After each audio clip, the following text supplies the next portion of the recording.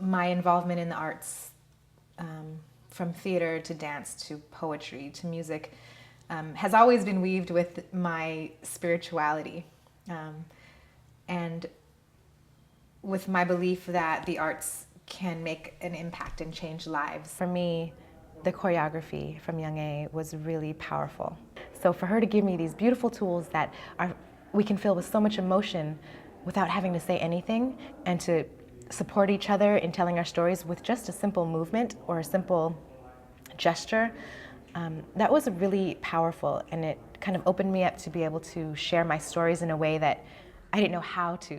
I think this work is very important on a number of levels. First, on the personal level, because coming into contact with artists from other cultural and religious traditions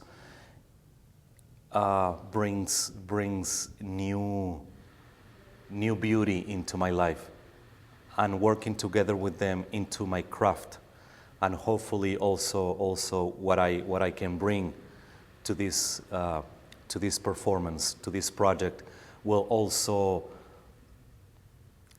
touch the heart of the other people in a special way.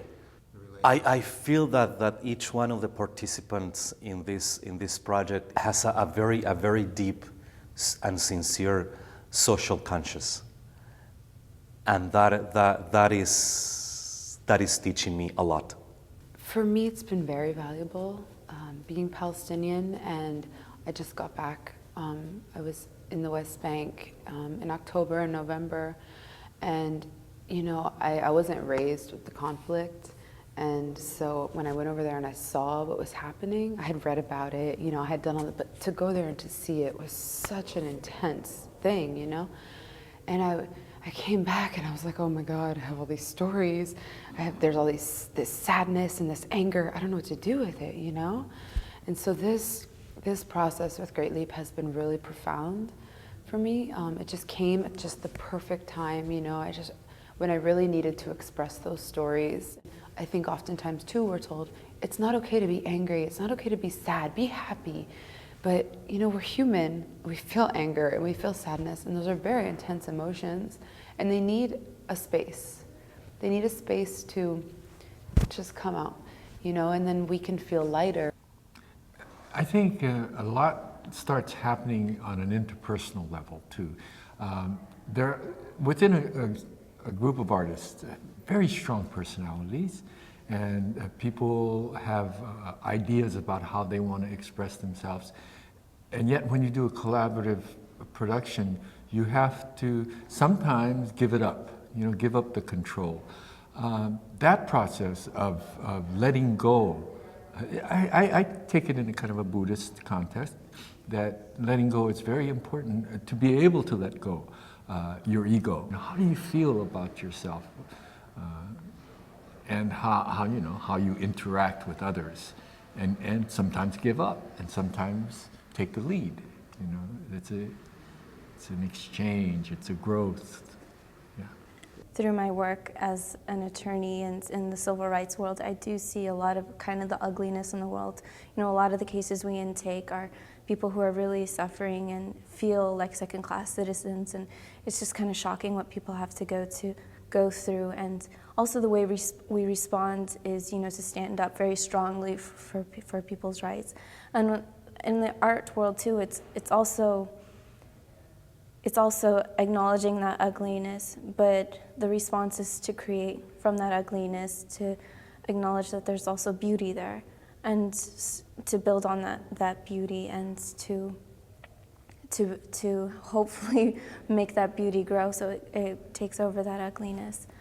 And I don't think that the two sides of that world, that's kind of like the activism and the art, I don't think it's conflicting at all. I think it's complementary, and I think that they both need to be done. I guess I kind of embody that in one person, but I think a lot of people out there are kind of doing the same thing, standing up very strongly, but also taking a step back and saying, we need to celebrate the human side of all of us. I think bringing together artists of any kind is really a magical experience. And when you bring with the element of interfaith, you know, all of us with these different backgrounds and religious practices, I mean, it just adds this magical dimension. Because within all of our practices, there's real devotion, there's real love and caring, and it's like when we can meet at that level, it's like everything else fades away, and you find that the baseline is love underneath all the religions, underneath all of the differences in our practices and the way we look. It's like when you get down to the nitty-gritty of all of it, it's really the same, and you find that we're all human beings.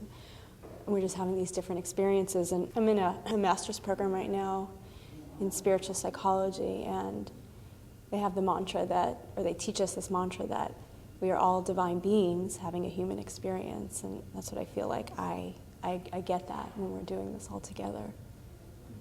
That it's an expression of our divinity, you know, and that we differ in our experiences of that, but we all are one.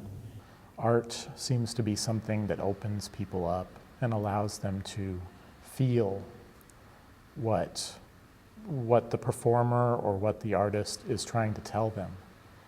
And in that, I think it's a very powerful tool. And with our collaboration, when we talk about interfaith and interculture, it's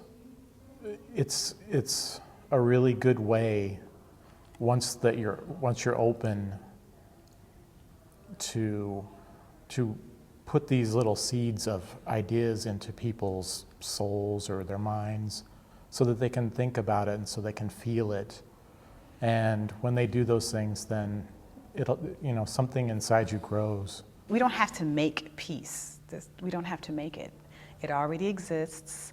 It's already there. We probably have to attune ourselves to it and figure out what's obscuring us from being able to do that.